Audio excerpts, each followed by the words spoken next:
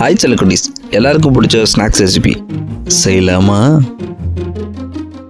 ஆத்தா அடிக்கையில அட அங்கு இங்கு வலிக்கலையே, நீ ஓடி வந்து தடுக்கையில நெஞ்சில் ஒரு கூட பூ கொட்டுதே.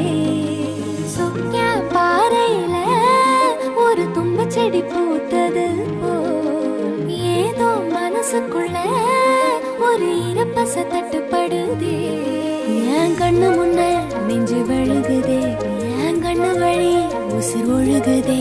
இது நல்லதுக்கா இல்ல கெட்டதுக்கா, நெஞ்சு போகும் வழி போனா பழப்பேருக்கா.